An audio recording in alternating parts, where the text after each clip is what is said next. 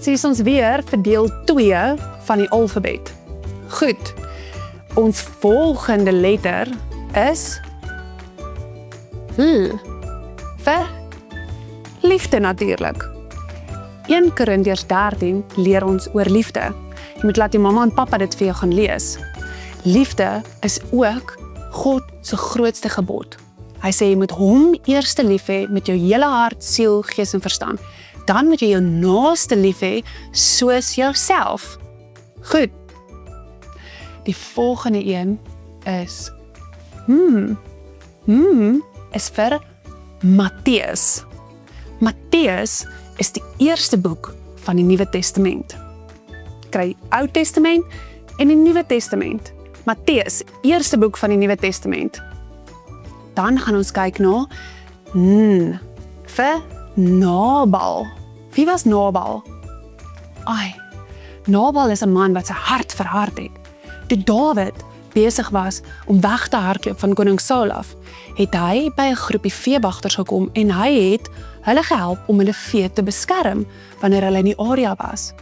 Toe eendag het hulle baie honger geraak en hulle stuur toe dat hulle gaan toe om te gaan vra vir Nabal vir kos. Toe sê Nabal, nee, hy gaan nie vir hulle kos gee nie. Dawid was baie omgekrap en hy was reg om vir Nabal te gaan uitsorg. Toe het Abigail, Nabal se vrou, bietjie slim gedink. En toe skelm kos vir hulle gepak en vir Dawid ontmoet toe hy op pad is na Nabal toe. Sy red toe al hulle mense uit die hand van Dawid. Goed, die volgende een is vir Obed. Wie was Obed? Obed was die seun van Rut en Boas. Goed, na Obed kry jy vir Isaai, sy seun, en na Isaai kry jy vir Dawid, Isaai se seun. Goed, die volgende enetjie is vir Paulus. Paulus was eerste Saulus. Saulus was 'n vervolger van Christus se kinders.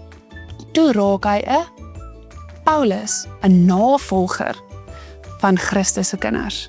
Goed, die volgende een is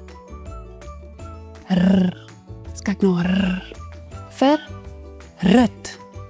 As jy sukkel om te sê, oefen so 'n bietjie, broem, maak die kar.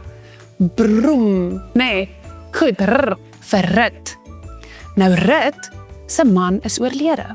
Sy was eintlik 'n heiden gewees. En toe Naomi, nadat haar seuns en haar man oorlede is, vir Rut sê, hulle kan maar teruggaan na hulle ouers toe.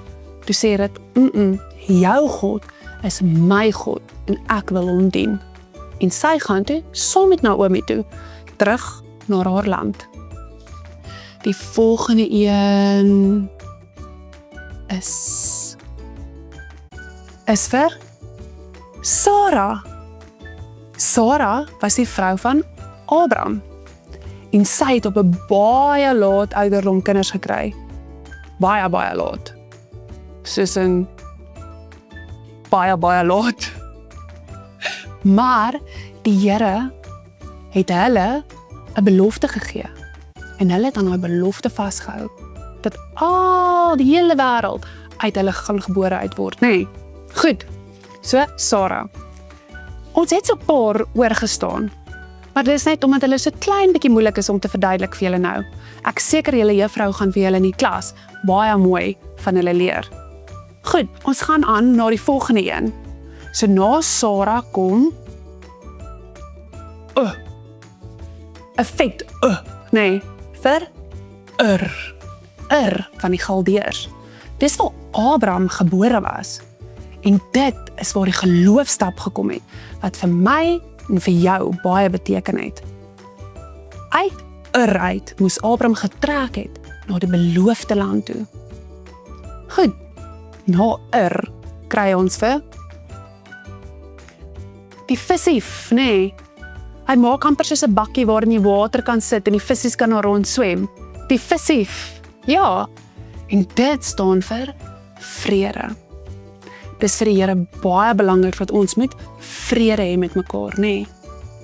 Markus 6 sê vir ons, dat as ons mekaar nie ons oortredings kan vergewe nie, dan gaan hy ons ook nie vergewe nie, nê?